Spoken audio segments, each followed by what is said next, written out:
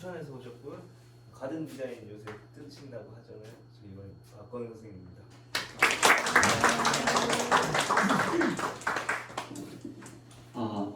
안녕하세요. 안녕하세요. 네, 되게 어려 보이지 않나요? 되게 fun행이 같죠? 식사들은 다 하셨어요? 네. 네, 저도 든든하게 먹고 오려고 했는데 시간이 없어가지고 짜파게티밖에 못 먹었습니다. 근데 네, 저는 어디서 일하냐면은 혹시 춘천에 제이드 가든이라고 들어보신 적 있으세요? 그 수목원의 가평 근처에 조그맣게는 아니고 하나 솔루션, 원래는 리조트라는 회사였는데 하나 호텔 앤 리조트라는 회사에서 최근에 이제 하나 솔루션이라는 태양광 만드는 회사 아시죠? 그쪽 소속으로 변경된 수목원에서 근무를 하고 있습니다. 그래서 오늘 제가 강의 요청 받기로 아마 이제 귀농하신 분들 대상으로 정원이란 것, 그런 것들의 기초적인 거를 좀 설명해 달라고 요청을 받았어요. 그래서 제가 뭘 준비를 할까 하다가 솔직히 이 수업을 받으신 지 얼마나 되신 거예요? 정원 관련 이런 거? 오래되셨나요? 처음입니다. 네, 처음이에요? 그러실 것 같아서 제가 이번에는 어려운 내용보다는 좀 쉽게 그러니까 가장 기본적인 거, 예를 들면은 식물 같은 거 구매해 보신 적 있으시죠? 뭐 식물 구매하는 팁, 그리고 고르는 팁, 그리고 관리할 때 뭐 여러 가지 팁. 솔직히 말해서 그렇게 세부적으로 나가면은 엄청 디테일해요. 이거 뭐 예를 들면은 나무 자르는 방법만 하더라도 그것만으로 일주일 정도로 강의할 수 있을 정도로, 일주일 내내 할 수 있을 정도로 엄청 길어요. 하지만 제가 오늘 2시간 만에 다 그걸 해야 되잖아요. 그렇기 때문에 저는 짧게 되게 겉핥기 식으로 이렇게 넘어갈 겁니다. 그거는 좀 양해 부탁드리고요. 최대한 좀 쉽게 설명을 드릴 겁니다. 그래서 간단하게 저는 뭐 하는 사람인지에 대해서 간단하게 좀 설명을 드리려고 해요.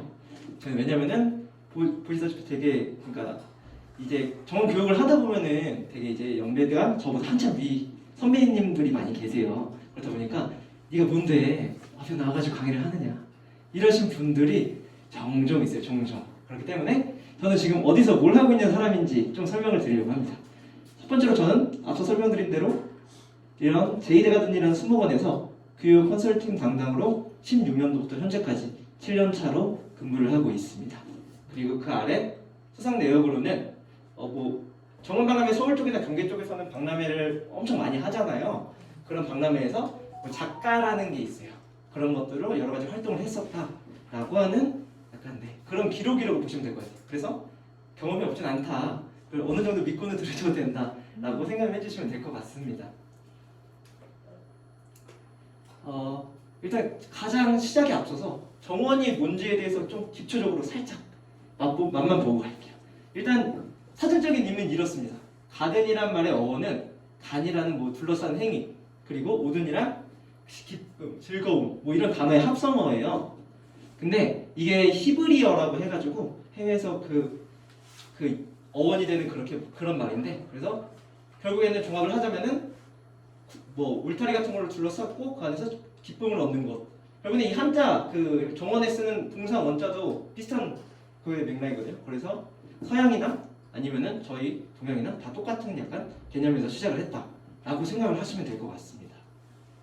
그래서 가장 고대의 정원이라고 할 수 있는 이런 음식 같은 것도 이렇게 살기 위해서, 그때는 생존을 위해서 울타리로 만드는 것부터 시작이 된 거죠. 그래서 이제 정원, 그런 것들을 왜 만들까? 그런 이유부터 시작해서 어떻게 시작했는지 이것도 간단하게 좀 설명을 드리려고 해요. 이게 왜 설명을 드리냐면 정원을 왜 만드는지 알아야지 본인이 이제 선생님께서 만드실 때 의욕이 조금 더 샘솟습니다. 그리고 요즘에는 정원을 어떻게 만드느냐 이런 것들을 아셔야 조금 더 의욕을 갖고 하실 수 있기 때문에 간단하게 좀 설명을 드릴 겁니다. 정원을 왜 만들까요? 첫 번째는 휴식적인 목적이 있습니다. 그냥 솔직히 말해서 이런 딱딱한 바닥에서 쉬는 것보다는 꽃도 있고 풀도 있고 이런 곳에서 쉬는 게 심리적으로 좀 더 안정이 되는 거죠. 그래서 첫 번째로는 휴식의 목적. 그리고 두 번째로는 혹시 이제 원예 테라피라고 해서 그런 거 많이 들어보셨죠? 예를 들면은 식물이 갖는 향이나 이런 것들이 심리적으로 굉장히 안정감을 주기 때문에 이런 것들을 치료 목적으로, 특히 이제 정서적인 함양 그런 목적으로 되게 많이 이용을 하고 있습니다. 실제로 작년 같은 경우에는 이제 국립춘천병원이라고 해가지고 저희 춘천 그쪽에 정신병원이 하나 있어요. 이제 그쪽에 이 원예 관련 그 치료 프로그램들을 작년에 가서 강의를 했던 적이 있거든요. 그 조현병 환자들 대상으로. 근데 이제 대신에 그 강도가 엄청 심하신 분들은 아니고 어느 정도 이제 그 왔다 갔다 하시면서 치료하는 분들 대상으로 했던 적이 있습니다. 그래서 실제로 이렇게 치료에도 실리적으로 쓰이고 있다는 거. 그리고 세 번째로는 순수하게 그냥 아름다움입니다. 기왕이면 이쁜 게 좋잖아요. 기왕이면. 그래서 기왕 이쁜 걸 심을 수 있게끔 저희 같은 전문가들이 존재를 하는 거고 계속 관리를 해주는 거고 선생님들께서도 더 배우려고 하시는 거고 순수한 이런 신비적인 이유 이게 세 번째로 볼 수 있습니다. 사진에 보시면 아시겠지만 왼쪽은 프랑스의 베르사유 그리고 오른쪽은 중국의 자금성이에요. 근데 얘네들의 특징이 뭐냐면 굉장히 큽니다. 엄청 커요. 왜냐면은 제가 이거를 왜 보여드렸냐면은 이 정원을 만들 때는 만드는 사람의 생각이나 이런 것들이 모두 다 투영이 되거든요. 이 당시에 프랑스라든지 중국이라든지 전부 다 정복전쟁 그리고 이런 것들을 굉장히 활발했던 시기이기 때문에 나의 힘이 이렇게 크다라는 거를 이 궁전 같은 걸 만들 때도 보여줄 준 거예요. 그리고 이거 자금성은 뭐 정원이 아니지 않냐라고 하실 수 있는데 이제 고대 이제 정원사로 넘어가다 보면은 그 자금성 그러니까 중국에 있는 고대 성들은 금원이라고 해서 그런 식으로 분류를 했습니다. 그래서 자금성도 일종의 하나의 정원으로 보실 수 있습니다. 네, 그래서 아무튼 프랑스도 그렇고 중국도 그렇고 자신의 왕권이 이만큼 건재하다라는 의미로 이렇게 크고 엄청 최대한 크게 왜냐하면 그리고 이 당시에 사람들은 자연을 지배할 수 있다고 생각을 했었거든요. 나는 자연을 컨트롤 가능하다. 이런 생각들이 모두 겹쳐져서 이렇게 인위적이고 직선적인 거대한 그런 정원들을 만들었다고 보시면 될 것 같아요. 결국엔 다 똑같이 말합니다. 이제 만들 때 하나하나 따져가면서 보면은 왜 공간을 이렇게 나눴어? 왜 여기다가 휴식 공간을 넣었어? 여기다가 왜 벤치를 넣었어? 여기다가 왜 소나무를 심었어? 이런 것들 하나하나에 전부 다 이유가 있어야 돼요. 왜냐하면 나중에 이 이유들을 생각하지 않고 심게 되면은 이게 분명히 뭔가 문제점이 발생을 합니다. 예를 들면 소나무 아래다가는 딴 거를 잘 안 심잖아요. 그거는 크게 두 가지 이유가 있어요. 그늘 첫 번째로는 그리고 두 번째로는 타감작용이라고 해가지고 소나무에서 뽑는 그런 것들이 있기 때문에 안 좋은데 그래서 그런 이 왜라는 거를 항상 그것도 이유잖아요. 아래쪽에 안 심는 이유 왜 안 심는가잖아요. 그래서 왜 안 심는가 뭐 이런 것들을 항상 생각을 하면서 정원을 만드셔야 돼요. 솔직히 말해서 정원을 만들 때 가장 기본적인 게 이 왜라고 생각하시면 될 것 같습니다. 항상 의문을 가지면서 뭐 식재를 하시면 돼요. 왜 이걸 여기다 심어도 되지? 아니면은 굳이 따지면 뭐 꽃시장에 가면은 왜 이 꽃을 이 시기에 팔까? 그럼 그 시기에 피는 꽃이니까 파는 거예요. 그런 식으로 접근을 하시면 조금 더 이해가 쉽습니다. 그래서 두 번째로는 이제 요즘의 추세가 정원에 단순히 그냥 막 심는 게 아니에요. 뭐 여기다가 뭐 은행나무 쭉, 뭐 소나무 쭉 이렇게 막 심지 않습니다. 왜냐면은 재미가 없어요. 기억에도 안 나고. 그래서 어떻게 하냐면 요새는 메시지라는 걸 다 씁니다. 의미. 저희는 뭐라고 하냐면 철학이라고도 하는데 뭐 엄청 그렇게 거창한 게 아니라 나는 뭐 꽃이 많은 정원을 만들 것이다. 난 뭐 사계절 내내 꽃이 피는 걸 만들 거다. 나는 가족들을 위한 어린이 정원을 만들 거다. 이런 것들 하나하나가 전부 다 작은 철학이라고 보시면 될 것 같아요. 그리고 그런 의미들, 메시지가 바로 흥미, 생각, 기억 이런 것들에 여러 가지 연쇄작용을 할 수 있도록 이제 조성이 된다고 생각하시면 될 것 같아요. 그래서 단순히 그냥 이거는 그냥 반송이잖아요. 반송인데 일반 반송보다 이렇게 기념식수라고 하죠. 이렇게 이거는 뭐 취임할 때 누가 넣어준 뭐 심어준 거다. 취임 기념수다. 이러면은 길에서 그냥 보는 소나무는 기억 안 나지만 이런 기념식수는 기억난단 말이죠. 그 이유가 메시지가 담겨 있기 때문입니다. 이게 바로 메시지를 요즘에 넣는 이유라고 생각하시면 돼요. 그러게요. 경찰서네요. 근데 아무튼 이런 기념식수, 사진을 찾다 보니까 이런 게 많네요. 네. 그래서 근데 솔직히 말해서 요새 이제 경기권에서도 이제 정원 사업이나 이쪽 그 사업들이 그 뭐라 해야 되나? 그 지원 사업들이 정말 많아요. 정말. 그래서 저도 여기저기 불려다니고 있는데 그렇다 보면 특징들이 대부분 그렇습니다. 이제 정원에 이야기를 담고 조그만 거더라도 동네에 그냥 유휴부지에 만드는 작은 정원이라도 이야기를 만들어서 넣고 직접 식물 구매해서 심고 특히 주민들과 협업한 이런 정원들이 굉장히 많습니다. 그래서 이런 이야기를 담는 것들이 요즘에 트렌드구나 알고 가시면 좋을 것 같습니다. 네. 이 조그만 정원에 이게 뭔 소리야 라고 하지 마시고 그런 귀여운 게 있구나 라고 넘어가 주시면 될 것 같아요. 조금 더 있어 보이지 않나요? 그냥 심은 거야 이게 아니라 여기는 이러이러한 이야기를 따라서 이렇게 심었어 라고 하면 훨씬 더 좋잖아요. 풀 때 그런 거라고 생각하시면 됩니다.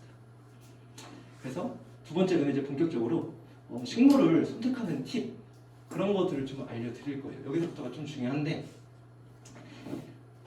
이 식물의 생육 첫 번째는 생육 조건이에요. 솔직히 식물 키워보실 때 한 번이라도 죽여보신 적 있으세요? 다들 있으시죠? 죽여보신 적. 원래 저도 많습니다. 저희 스모건에서도 스타일 죽어나와요. 저희들이 매일 보더라도. 왜냐하면은 식물들은 사람이나 동물이랑 다릅니다. 말을 못해요. 내가 뭐 어디가 아프고 막 이거를 막 말을 못해. 예를 들어 사람은 막 벌에 쏘이면은 막 벌에 쏘였다고 막 바로 막 약 바르고 막 하잖아요. 근데 식물은 그게 안 됩니다. 그리고 특히 대부분 죽기 직전에 증상이 나타나는 경우가 많아요. 그나마 증상이 죽기 전에 나타나면 다행인데 죽고 나서 나타나는 경우가 많기 때문에 식물의 생육 조건이라든지 이런 것들이 기존에 조사했던 자료를 바탕으로 되게 많습니다. 그런 것들을 사전에 알아보시는 게 좋아요. 그래야지만 죽을 확률이 덜합니다. 식물 솔직히 말해서 요새는 뭐 식테크라고 해가지고 막 그 몬스테라 종류 입에 무늬 있는 것들 막 해서 뭐 식물 한 장에 50만 원씩 팔고 막 그렇잖아요. 이제 그렇다 보니까 식물 단가도 비싼데 또 죽이면 안 되잖아요. 그렇기 때문에 반드시 이런 생육 조건 알고 가시는 게 좋습니다. 첫 번째는 제일 중요한 건데 내한성이에요. 내한성이 뭐냐면 내한성 말 그대로 추위를 견디는 정도라고 보시면 될 것 같아요. 이게 괜찮으신가요? 네. 저도 그게 편해요. 실은 왜냐면 숨이 막혀서 좀 듣기 편하세요? 네. 눈맥히 기억나죠. 좋습니다. 저도 이게 좋습니다. 모두 동의하신 걸로 알고 또 사진 찍고 저 강사는 막 코로나인데 막 이러시면 안 됩니다. 네. 그래서 이제 설명을 한번 드릴게요. 내한성은 방금 말씀드린 대로 추위를 견디는 정도입니다. 이게 왜 중요하냐면 우리나라는 대체적으로 되게 추운 편에 속해요. 그러니까 사계절이 뚜렷하잖아요. 그래서 겨울에 얼어 죽는 식물이 동사하는 경우가 굉장히 많습니다. 특히 지금 우리나라에 들어오는 대부분의 식물들은 영국에서 개량돼서 정원 품종으로 들어온 경우가 많아요. 근데 영국의 최저 온도는 해봤자 진짜 많이 떨어져도 영하 10도 안팎으로 안 떨어집니다. 근데 우리나라는 지금 예를 들어 이게 뭐냐면 우리나라 원예 그 국자원이라는 데서 만든 내한성 지도예요. 근데 이거는 샘플이고 그래서 자세히 보면 이게 그래서 파란색일수록 좀 더 색이 진해질수록 더 많이 떨어진다. 그래서 여기 태백산맥 근처로 해서 엄청 여기는 영하 막 39도, 막 34도 이렇게 떨어진다 되겠죠? 여기는 상 정상이니까. 그래서 제가 오기 전에 한번 쳐봤어요. 이쪽 바로 여기입니다. 여기는 어디냐면은 그 지금 강원도 간청리 474 여기죠? 쳐봤더니 7A라고 나옵니다. 최저 온도가 7A는 여기 오른쪽에 보면은 영하 20.5도에서 영하 17.8도까지 떨어진다. 이 얘기입니다. 그래서 이거는 내한성 지도라고 치면은 바로 네이버에서 바로 검색이 가능하죠. 그래서 예전에는 그냥 지도가 되게 보기 좀 안 좋게 나왔어요. 그냥 검색도 안 되고. 근데 요즘에는 주소지를 검색을 하면은 거기에 있는 딱 정확한 내한성이 검색이 되기 때문에 이거는 반드시 참고를 하셔야 돼요. 그래서 지금 여기가 7A다. 그럼 영하 20.5도에서 17.8도입니다. 이거는 최근 2011년부터 2020년도 사이에 평균치를 낸 거예요. 그래서 한 가지 문제가 있죠. 이거보다 갑자기 더 떨어질 수도 있습니다. 이상기온이 생겨서. 그러면은 여기는 7A니까 믿고 심었는데 20도 갑자기 25도로 떨어졌어요. 근데 얘가 견딜 수 있는 한계가 20도야. 그럼 죽는 겁니다. 갑자기. 그거 정성스럽게 막 몇 년 키웠는데 억울하잖아요. 그래서 무조건 내한성은 여유롭게 항상 이렇게 간당간당하게 키우시는 건 별로 좋지 않고요. 항상 넉넉하게 견딜 수 있는 식물을 사시는 게 좋습니다. 예를 들면 여기가 7A면은 여기 최소 6B 정도까지는 견딜 수 있는 식물을 사는 게 좋아요. 한 단계 위에. 그래야지만 여러분들이 입는 피해가 덜 하겠죠. 그래서 이거를 왜 아셔야 되냐면은 예를 들어 꽃시장에 가잖아요. 이렇게 7A 뭐 이렇게 안 알려줘요. 거기는 특히 예를 들어 전국 노지 활동 가능 이렇게 돼 있는 경우가 많습니다. 판매하는 데 가면. 근데 안 되는 것도 수두룩하게 그렇게 팔아요. 왜냐면 뭐 입증할 방법이 없잖아요. 직접 찾아보는 수밖에 없습니다. 그리고 이게 식물에 똑같은 식물을 이름을 갖고 있어도 품종에 따라서 얘는 견디는데 얘는 안 되는 경우도 있어요. 예를 들면은 뭐 향나무를 예를 들면은 향나무는 견디지만 무늬 달린 향나무는 못 견디는 경우도 있고 이런 차이가 있기 때문에 반드시 원래 본인이 사는 식물이 뭔지 알고 그걸 인터넷에 검색을 해보면 이거는 뭐 몇 도까지 견딜 수 있다고 그건 나오거든요. 그러면은 그 정도는 신뢰하셔도 됩니다. 네. 그리고 최소한 여기가 추워서 만약에 죽게 될 경우에도 추워서 죽은 게 아니구나 라고 원인 파악이 어느 정도 돼요. 근데 이게 그걸 모르고 살면 이게 추워서 죽은 건지 아니면 뭐 가을 동안 말라서 죽은 건지 알 수가 없습니다. 그래서 반드시 제가 이렇게 강조한 이유가 있겠죠. 정말 중요합니다. 내한성이 최고 먼저 생각을 하셔야 되는 거예요. 일반 대부분들은 그 햇빛 받는 정도만 많이 생각을 하세요. 얘가 뭐 양지에서 잘 자라느냐 음지에서 잘 자라느냐 이것만 생각을 하시는데 솔직히 말해서 제일 먼저 생각을 하셔야 되는 건 이 내한성이라는 것이다. 네, 꼭 기억해 두시기 바랍니다. 그리고 두 번째로는 바로 광입니다. 광. 이거는 너무 잘 아시죠? 뭐 음지 식물이 있고 뭐 양지 식물이 있고 이거는 너무 그래서 양지는 뭐 6시간 이상 4-6시간 반음지는 4-6시간 음지는 4시간 미만 뭐 이런 게 있어요. 그래서 뭐 양지 식물은 소나무 뭐 이런 조팝나무 해바라기 뭐 이런 거 있고 반음지는 수국 뭐 비비추 뭐 화살나무 뭐 음지는 이끼 뭐 둥글레 뭐 이런 양치류 있다. 제가 이렇게 대충 설명하니까 볼까요? 별로 안 중요해서 그래요. 그러니까 안 중요한 건 아닌데 기억이 안 나요. 예를 들어서 이게 소나무는 너무 많이 봤으니까 양지인 줄 알겠지만 다른 것들이 양지인지 어떻게 구분을 합니까? 뭐 솔직히 어려워요. 이게 저희도 하나하나 구분 뭐 이거 이름 써놓고 그래서 저는 뭐 이제 오래됐으니까 뭐 어느 정도 구분이 되지만 이게 처음에 배울 때 뭐 이렇게 하나하나 외우기는 너무 어렵단 말입니다. 그래서 제가 일종의 팁을 알려드릴게요. 교목은 대부분 한 98% 이상은 양수라고 생각을 하시면 돼요. 교목은. 왜냐하면 식물의 특성을 생각해 보세요. 교목은 관목이나 초본에 비해 어떻죠? 키가 크죠. 이유가 뭘까요? 네, 햇빛을 많이 받기 위해서. 햇빛을 많이 받기 위해서 교목은 키가 큰 겁니다. 그러면은 햇빛을 많이 받기 좋아하는 애들이라는 뜻은 뭐냐? 양수다. 이렇게 접근을 하시면 조금 더 편해요. 물론 예를 들면 주목은 나무가 어릴 때는 음수의 성향을 띠기도 해요. 얘가 그때는 왜냐면 키가 작아서 경쟁에서 밀리지 않아야 되니까. 그럴 때는 햇빛을 조금 받아도 살 수 있도록 음수의 성질을 띱니다. 하지만 일정 키 이상 생육을 하게 되면 양수로 바뀝니다. 그 이유도 마찬가지죠. 해를 받을 수 없는 환경이니까 음수였다가 받을 수 있고 나서는 양수가 되는 거죠. 이런 것처럼 대부분의 교목들은 양수구나 라고 생각을 하시면 돼요. 물론 제 말이 아까도 말했던 확률을 말했죠. 이 이유를 말하는 게 뭐냐면 무조건 100%는 아닙니다. 무조건 그 교목 중에서도 음수의 성향을 더 가진 것들도 있고 하지만 여러분들이 접할 수 있는 대부분의 우리나라의 시중에 풀린 식물들은 양수다 라고 생각을 하시면 됩니다. 조금 쉽죠? 그리고 근데 그럼 관목은 어떡할까요? 관목은 이거는 뭐 교목처럼 막 95%까지 아니면 한 80% 정도 이건데 얘네들이 수형이 굉장히 난잡한 애들이 있어요. 약간 미친 사람 막 머리칼처럼 막 여기저기 막 뻗어가서 자란 애들이 있습니다. 대표는 뭐 병꽃나무 아니면 뭐 조팝나무 뭐 이렇게 생육이 되게 왕성한 아이들이 있어요. 그런 애들은 예를 들어서 이렇게 가지가 막 여기저기 뻗어요. 그러면은 해를 더 많이 받을까요? 조금 받을까요? 더 많이 받겠죠. 그럼 그런 걸 생각을 해보면 얘네들은 생육이 왕성한 애들은 대체적으로 그 가지 뻗는 속도나 이 수형이 굉장히 난잡하고 빠릅니다. 그래서 길거리 가다가 얘네들은 그 조팝나무나 이런 걸 보면은 1년만 지나도 자리를 잡으면 거의 80cm에서 1m씩 크고 그러거든요. 가지가.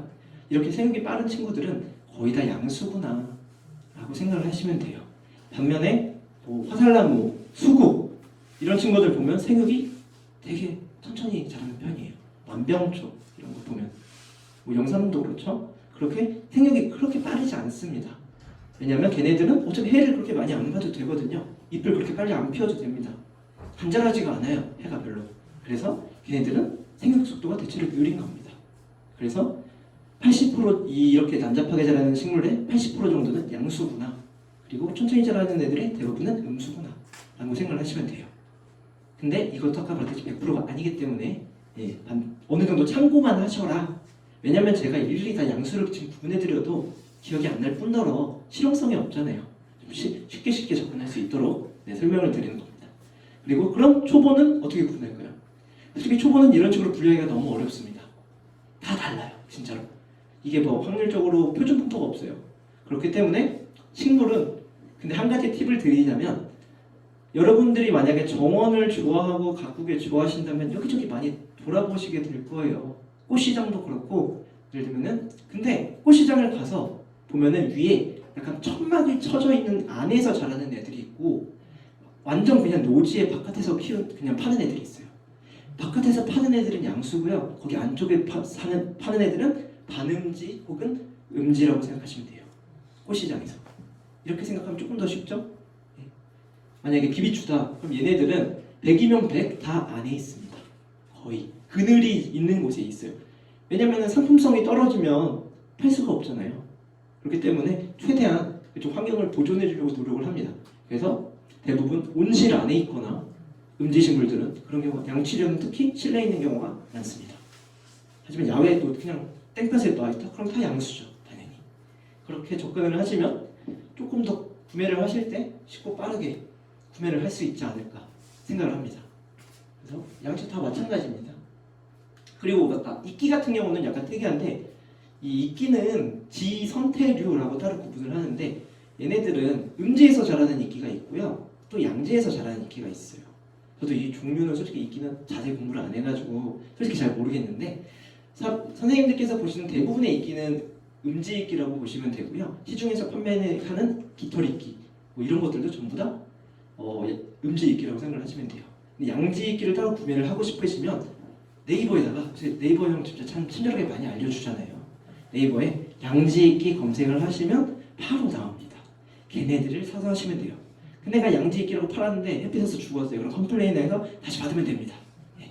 그렇게 하시면 되고 그래서 아무튼 이끼는 그런 차이가 있다라고 생각을 하시면 됩니다. 세 번째로는 토양이에요. 토양 되게 중요하죠. 근데 생육 기반 여러 가지가 있어요. 생존 최소 토심, 그다음에 생육 최소 심토 뭐 이런 게 있어요. 이거 외우실 거예요. 저희는 다 외웠거든요. 시험 볼 때 자격증 따위를 다 외웠어요. 근데 여러분들이 이걸 외워봤자 별 의미도 없을 뿐더러 잘 기억이 나지 않습니다. 그래서 제가 쉽게 설명을 드리자면 생존 최소 심토, 생육 최소 심토가 첫 번째로 헷갈리실 거예요. 생존 최소 심토는 뭐냐면 이 식물이 근근히 살아가기 위한 최소한의 심토를 말해요. 그리고 생육 최소 심토는 얘네들이 꽃도 피우고 열매도 맺고 하면서 좀 건강하게 자랄 수 있는 최소한의 깊이를 말합니다. 근데 좀 잘 안 들어오시긴 하는데 그래도 뭔 소리인지는 아셨죠? 근데 예를 들어 이런 게 있어요. 잔디 초본 15cm, 30cm 뭐 이렇게 소과목 돼 있어요. 근데 이게 솔직히 별로 중요하지 않아요. 예를 들면 초본에 여러분 대나무는 초본일까요? 교목일까요? 관목일까요? 뭘까요? 대나무? 뭘까요? 초본일까요? 관목일까요? 아니면 교목일까요?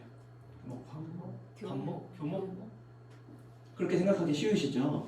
대부분 초본입니다. 초본. 그러니까 관목과 교목을 구분짓는 제일 큰 기준이 뭐냐면 목질부라는 그러니까 코르크층이 발달하냐 안 하냐. 그러니까 나이테가 있냐 없냐. 쉽게 말하면 나이테가 있냐 없냐인데 대나무는 밖에가 그 안에가 다 벼물이 비어 있어요. 그래서 나이테라는 게 없고 초본입니다. 초본으로 보시면 돼요. 그래서 분류는 다 초본으로 합니다. 그래서 근데 대나무는 15cm에서 자랄 수 있을까요? 30cm 자랄 수 있을까? 못 자랍니다.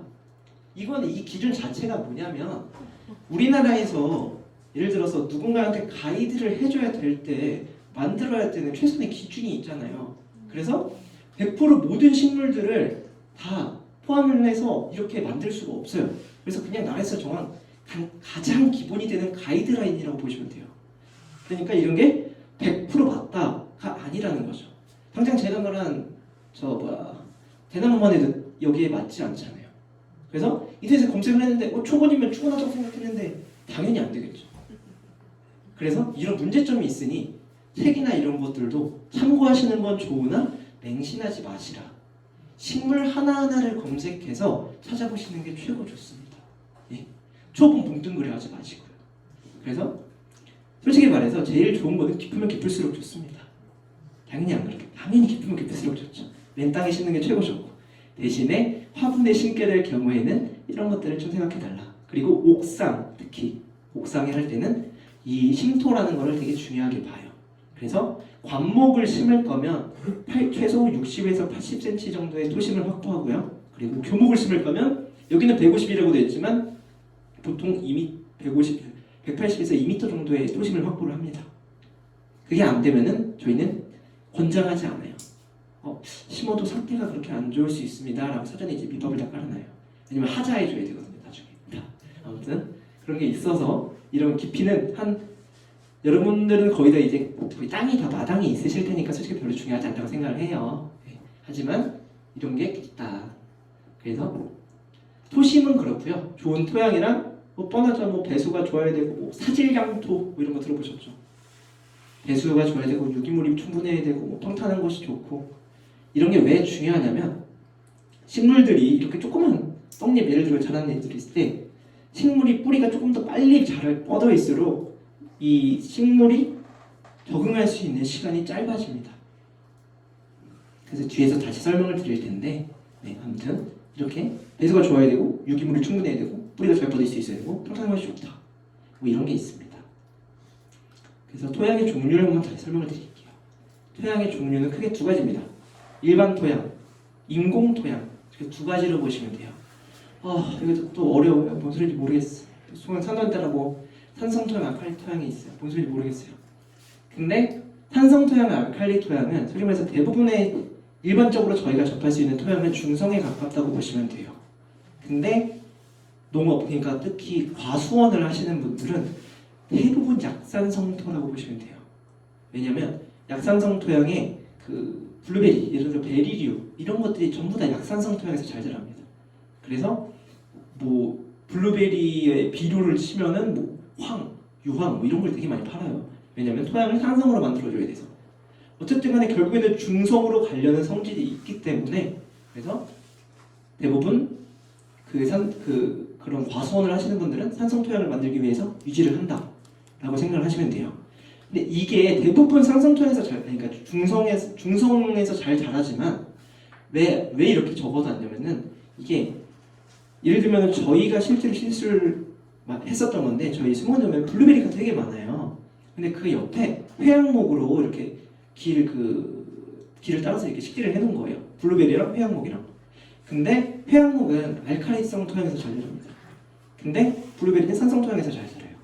근데 이거를 약산성으로 만들어 놓으니까 이 회양목이 죽지는 않아요. 약산성이니까 죽지는 않는데 새가 계속 약해져요. 그래서 회양목 명다방 아시죠? 애벌레 끼는 거 이 시기에. 그것도 엄청 자주 오고 상태가 안 좋아지니까 나중에 알고 보니까 그렇더라. 근데 이런 게 흔한 건 아니라서 신경 안 쓰셔도 되긴 되는데 이런 경우도 있다라고 알고 가시면 될 것 같아요. 그래서 대부분은 근데 중성에서 잘 자란다. 근데 과수들은 산성에서 잘 자라는 경우가 덜어 있다 정도로 보시면 될 것 같아요. 그리고 점토 헌량에 따라 사질토양, 점질토양이 있는데 결국에 진흙이냐 아니면은 여러분이 쓰는 마사냐 이 정도 차이예요. 저희가 접할 수 있는 그 정도는 그 정도밖에 없습니다. 그래서 이게 배수가 그러니까 사질이냐 점질에 따라서 배수가 되고 안 되고 차이가 있어요. 식물이 물이 없으면 죽는 건 맞지만 물이 너무 많아서 죽는 경우가 많습니다. 생각보다. 그렇기 때문에 이런 토양 같은 경우에는 반드시 사질 토양으로 유지를 해주시는 게 좋습니다.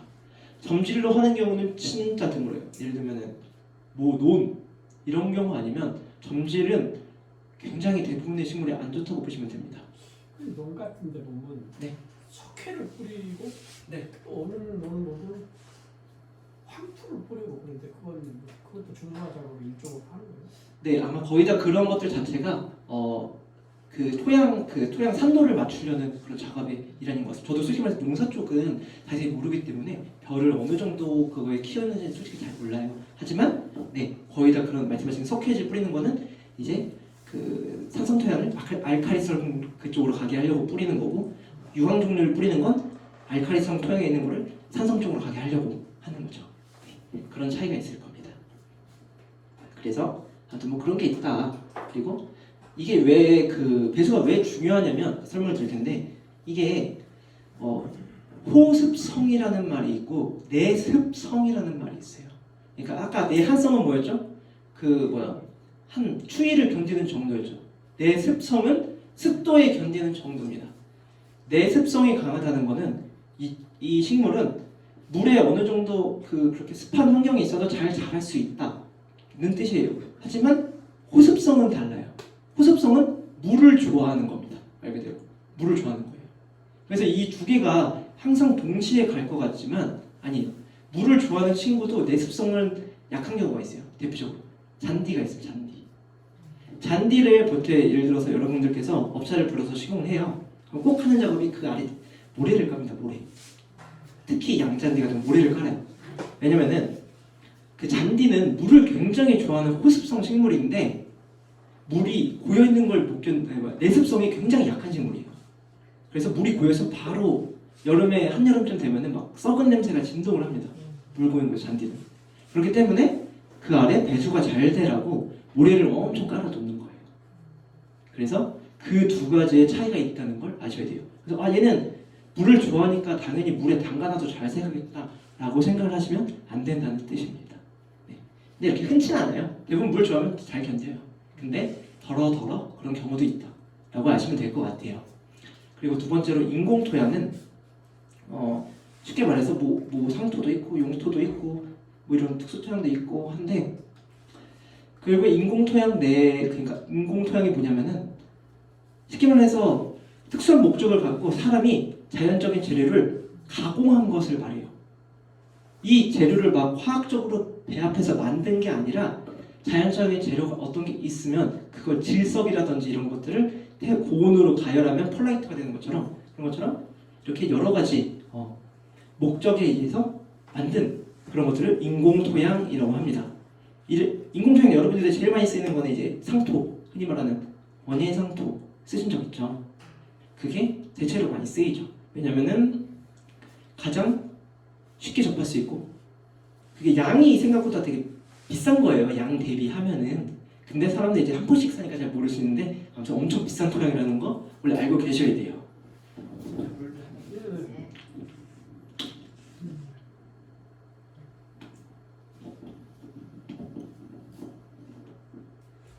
그래서 그런 상토라든지 용토 이런 것들을 인공토양이라고 합니다. 그리고 이런 특수토양이 있는데 이런 특수토양을 섞어놓은 게 흔히 파는 상토거든요. 예를 들면은 거기에 펄라이트, 버미클라이트, 바크, 피트, 수태 이런 것들을 다 섞어서 한꺼번에 일정한 가장 좋은 배합 비율로 만든 게 원예 상토예요.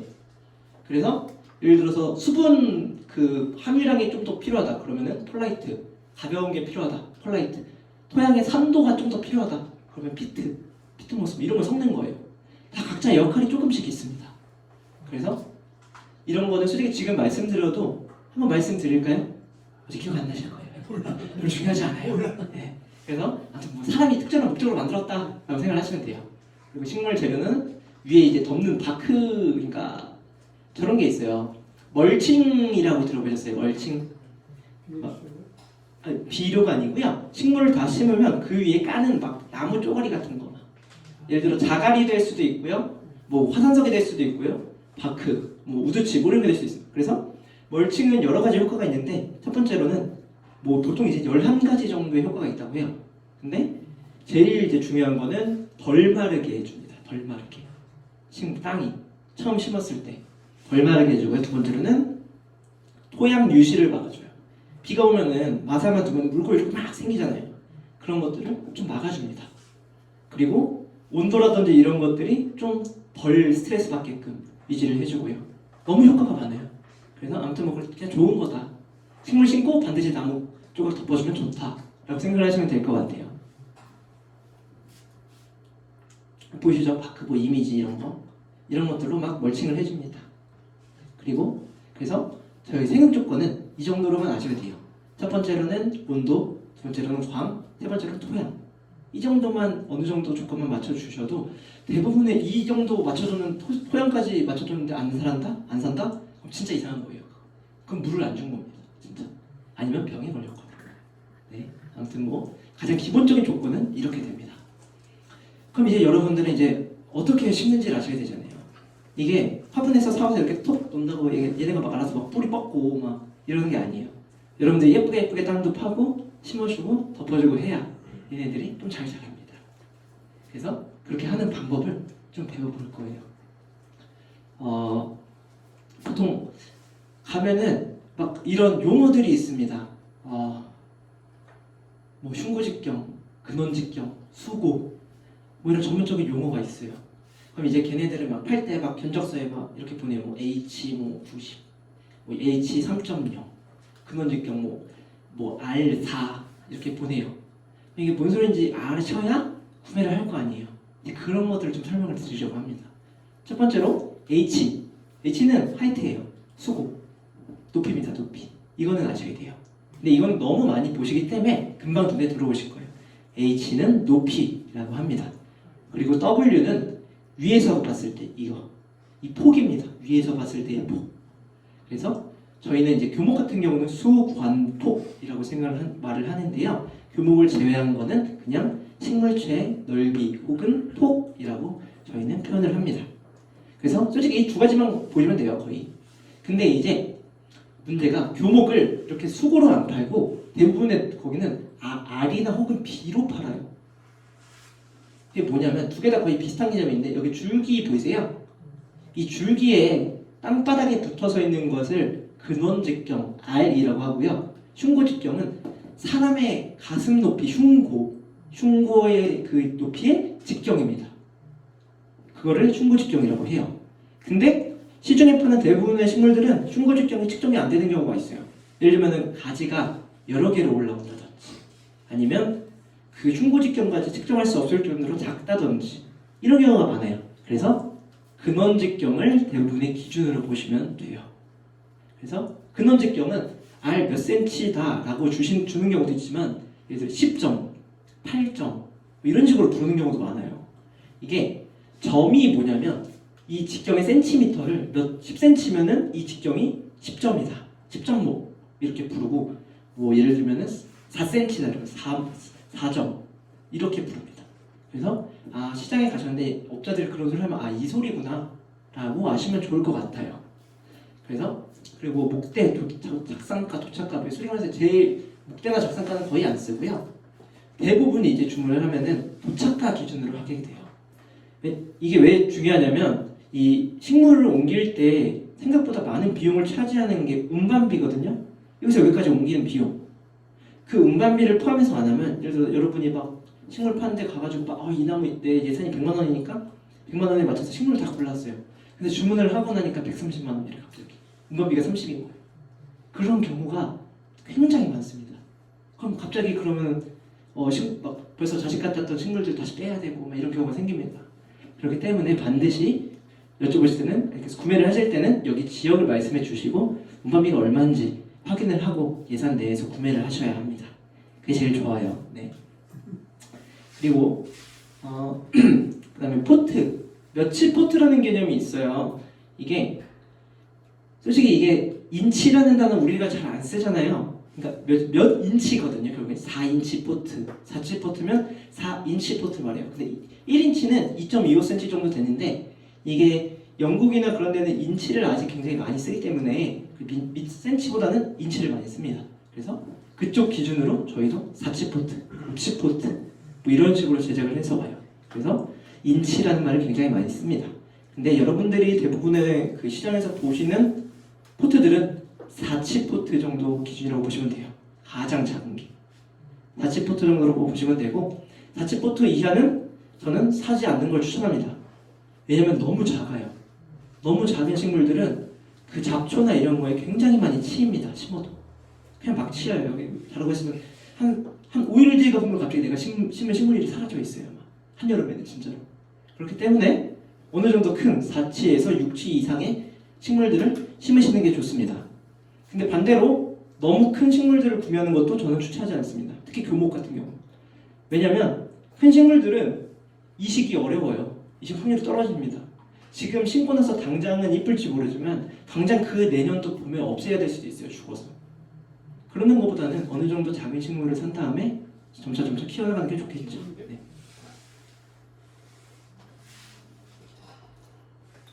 하지만 항상 큰 나무들을 엄청 많이 사는 데가 있죠. 나라, 공공기관. 거기는 일단 보여주는 게 중요하거든요. 막 이렇게 가로수 사업하잖아요. 막 이만한 나무들 막 갖다 심으면 그럼 그 중에 한 30% 다 갖다 죄다 죽습니다. 다시 또 심어요.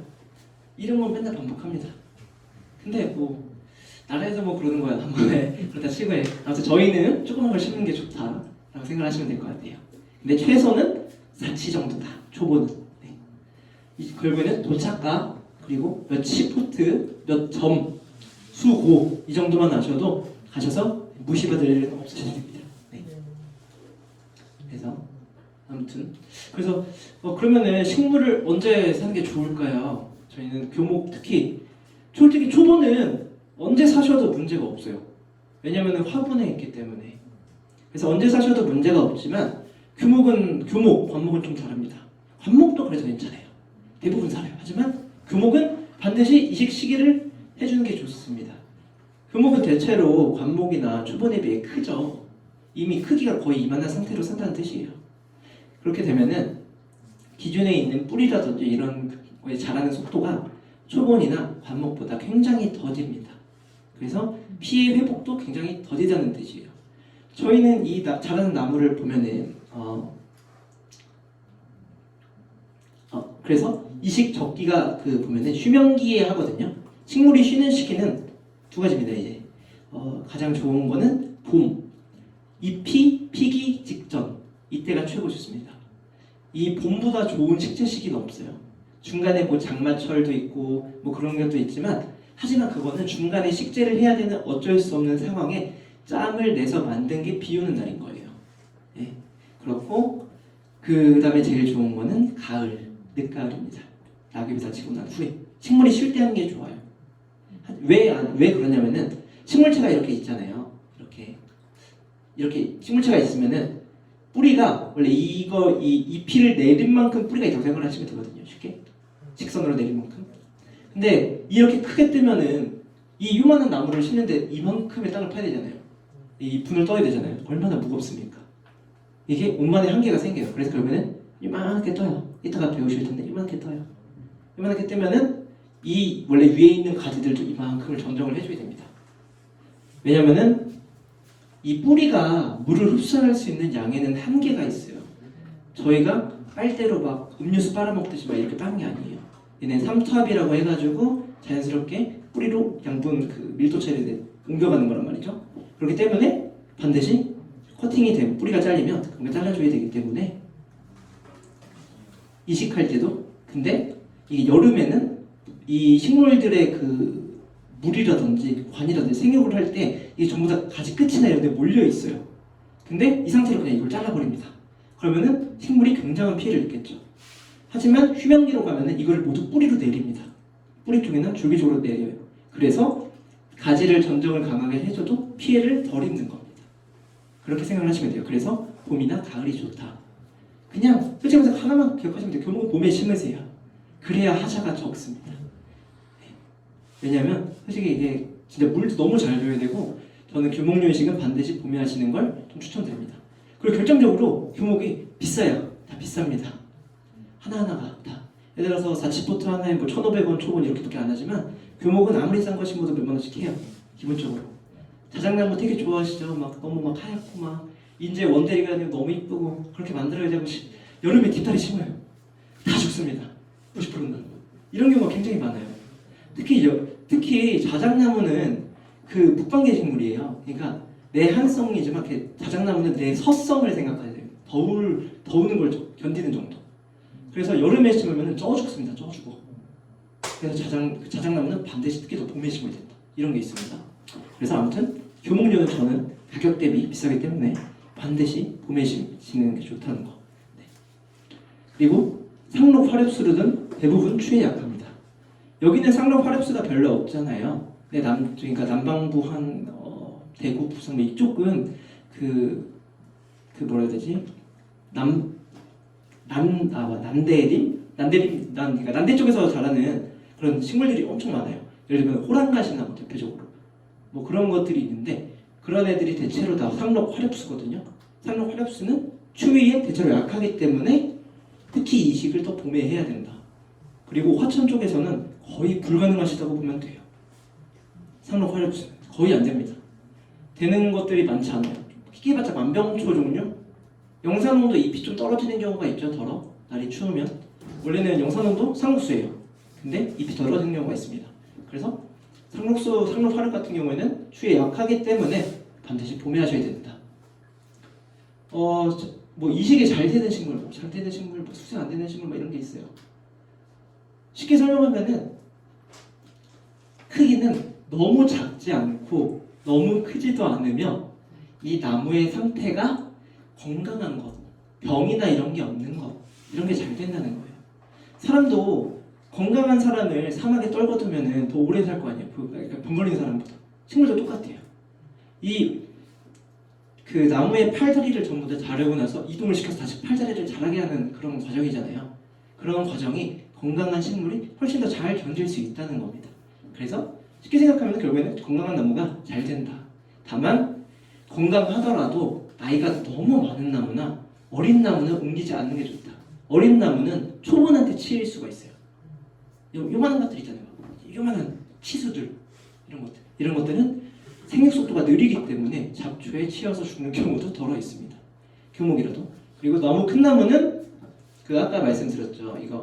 이 자르는 비율이 일정하다고. 근데 노거수들은 이상수를 잘라내면은 회복도 더딜 뿐더러 수영이 회복이 안 돼요. 그래서 뿌리 돌림이나 뭐 이런 것도 있는데 그건 나중에 알려드리고 아무튼 뭐 그런 게 있다. 그래서 결국에는 잘 되는 나무는 상태가 좋은 나무다. 뿌리 돌림이라고 있죠. 노거수등 이렇게 노거수등을 할 때 1, 3년에 걸쳐서 하는 사전 작업이다. 아까 제가 말씀드린 트리 레이지 비율입니다. TR 비율이라고도 해요. 트리 루트. 그래서 아까 말씀드린 대로 위에 잎이 있는 정도까지는 이렇게 뿌리가 자라고 있다라고 생각하면 좀 쉽다라는 겁니다. 그래서 굴치 작업은 솔직히 말해서 2, 3일 전에 충분히 관수해주고 뭐 이렇게 있어요. 2, 3일 전에 왜 관수를 하냐면 우리나라의 대부분의 그 파시는 땅이 마사 혹은 점토인 경우가 많아요.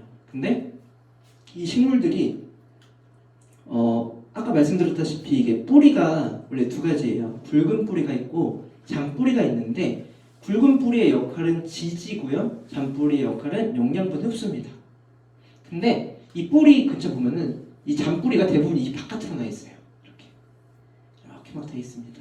근데 이 잔뿌리를 따라서 이렇게 커팅을 이렇게 분을 만들게 되는 거예요. 근데 이 관수를 안 하면 옆에 있는 흙들이 잔뿌리는 지지 역할이 없다고 했잖아요. 그냥 푹 떨어집니다.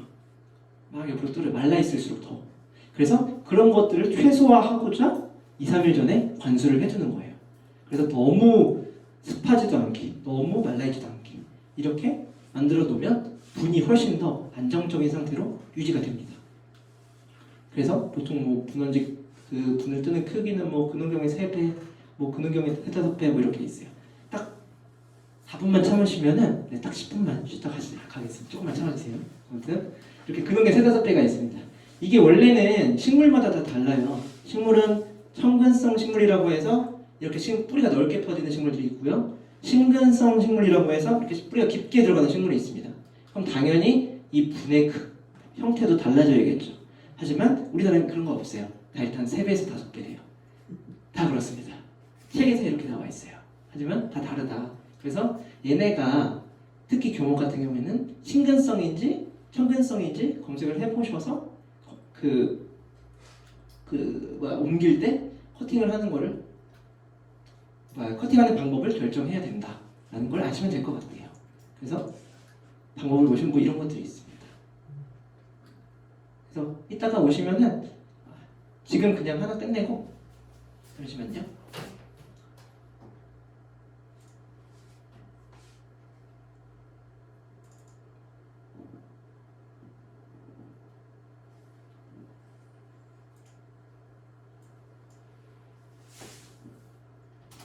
소리가 안 나네요. 네.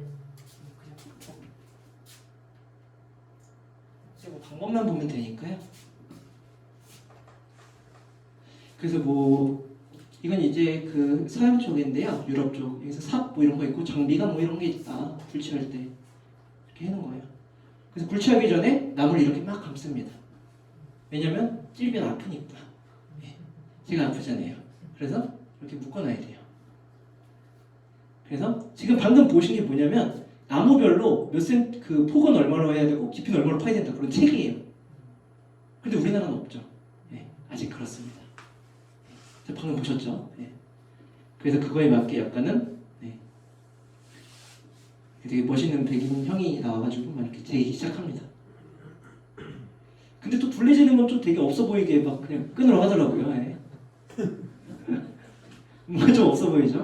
막 책 같은 것도 하더니 막 나무 조각 갖다가 막 저렇게 팝니다. 수학적인데요? 그죠? 그래서 삽을 이렇게 먼저 뿌리를 다 끊어 놓는 거예요. 다 뿌리 끊습니다. 그리고 주변을 팝니다. 지금 우리나라 특징이 있죠. 아저씨들 해달라는 그 작업자들 귀찮잖아요. 저렇게 주변을 절대 안 파고 푹 찔러 넣으면 이렇게 들어요. 원래 이거 절대 하시면 안 됩니다. 분이 다 털려요. 그렇게 하면. 조그만 애들은 그렇게 해도 되는데 한 8점 뭐 이렇게 넘어가면 안 하시는 게 좋습니다. 이렇게 드는 거. 원래는 이게 정석입니다. 정석. 근데 그분들은 시간이 다 돈이잖아요. 그러니까 그렇게 하시는 거죠. 그 다음에 잔뿌리들을 다시 또 잘라줍니다. 이게 그리고 이걸 이렇게 감싸요. 저는 얘 녹화마대라고 하는데 그리고 핀을 막 꽂아줍니다. 저거는 이제 아까 말했던 흙이 안 떨어지게끔. 흙이 떨어지면 잔뿌리에 붙어있는 흙이 떨어지면 다시 그걸 뻗는데 시간이 걸리기 때문에 그렇게 안 떨어지도록 감싸주는 겁니다. 그리고 녹화마대 끈. 원래 우리나라에서는 고무바라는 걸 진짜 많이 썼었죠. 검은색으로 된 거. 특히 예전에 재생고무바라고 해서 폐타이어로 다시 만든 그런 걸 많이 썼는데 요즘에는 금지입니다. 네? 네, 맞습니다. 네, 야자수 그걸로 만든 겁니다. 그래서 근데 요즘에는 국가에서 많이 제한을 해서 폐타이어 재질로 만든 재생고무바는 안 쓰고요. 분해가 되는 분해 고무바만 사용하도록 제정은 됐습니다. 네, 하지만 아직도 많이 몰래 쓴다는 거. 네. 구분하기 어렵거든요. 땅 다시 파볼까 할 거야. 1년 뒤에. 아니잖아요. 네. 그래서 이렇게 다시 하고 마지막 하던 걸 끊어줍니다. 그리고 흙을 다시 갑자기 넣습니다. 이걸 왜 넣냐면은 혼자 들기 무거워서 그런 거예요. 굴려서 이제 빼야 되니까. 근데 이제 보통 저런 걸 할 때는 2인에서 같이 작업하는 경우가 많습니다. 그래서 이렇게 굴려서 빼요. 이걸 열심히. 옛날 손조들이 하던 게 똑같이 하네. 예, 뺐자 해가지고 이제 빼자 이렇게 들어서 예, 이렇게 굴려서 빼는 겁니다.